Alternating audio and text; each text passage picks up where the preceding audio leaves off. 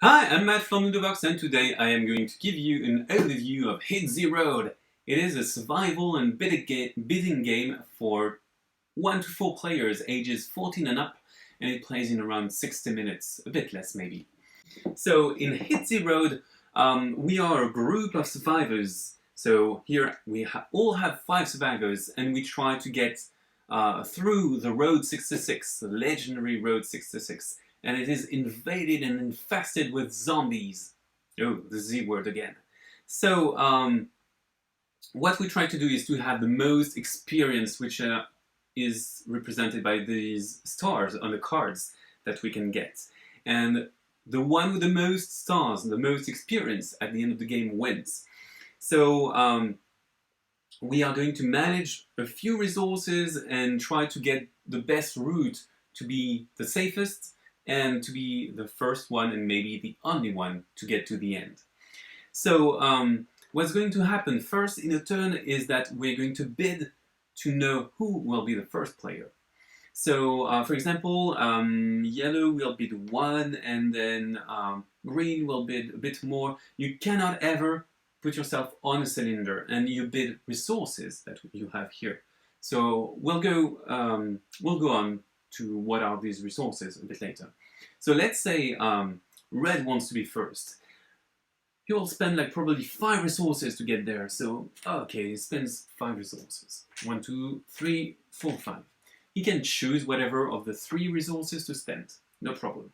He gets to be the first one, so we swap the cards around to match all of that. So then what we are going to do is we're going to follow a route, and every route is made up by 2 cards.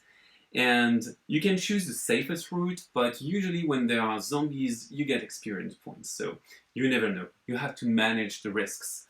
And also, the cards can get you resources. So for example, I could get, let's say it's there. There I have this very nice route with no zombies in the card, so I might approach this card and take a few resources, so 2 adrenaline and 1 bullet, which is very good. So 2 adrenaline, 1 bullet, and the card does nothing else. So I just take it, put it face down in front of me, and that's it. I approach the second card. I get 4 gas, which is also very nice. Gas enables me to escape very nasty cards. For 2 gas, I can just discard the card and not meet the zombies because I take the car and go far. And this one has a bit of text here. It says, take this token, the wheel token. So I take the wheel token, put it like this in front of me, and we may discover its use later. So this is very nice because we don't know yet, we will know. And then the second player could choose another route, and he or she can take a route that is less traveled, but not this one, obviously. So maybe he will take a road with zombies, because the text here is not very nice. So let's imagine he would take this one.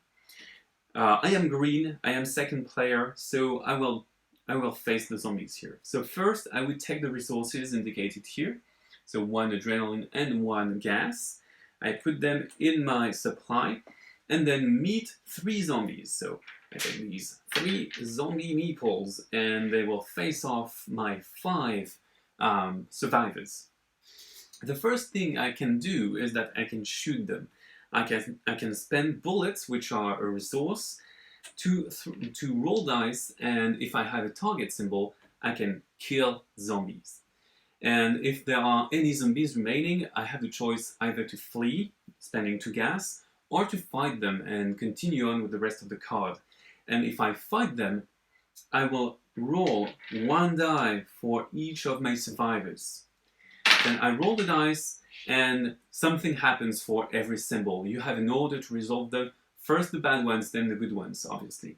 So the bad one is the death symbol, but you can avoid death of one of your survivors if you spend an adrenaline, as indicated by the small bolt here.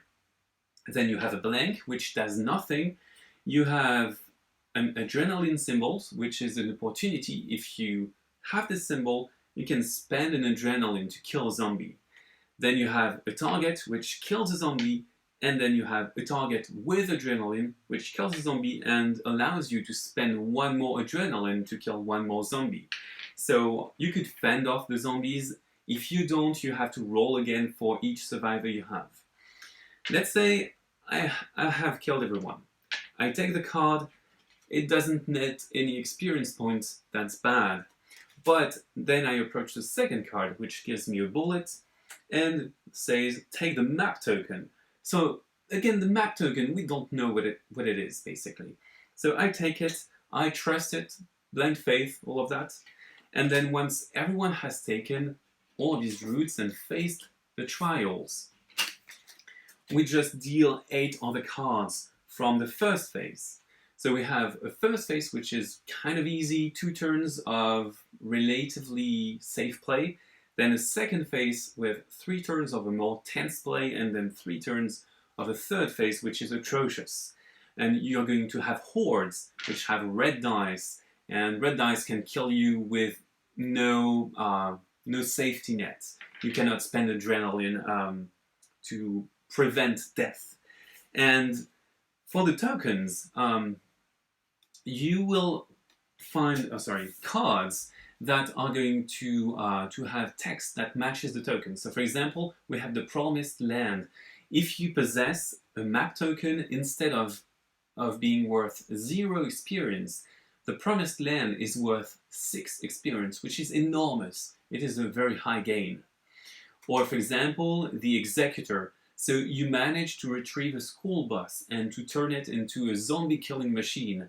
So if you have the wheel token, the driving wheel, every horde is supposed to be normal zombies now. So the hordes are not very nice, you cannot flee, you have a few rules that change, and you use these really bad red dice.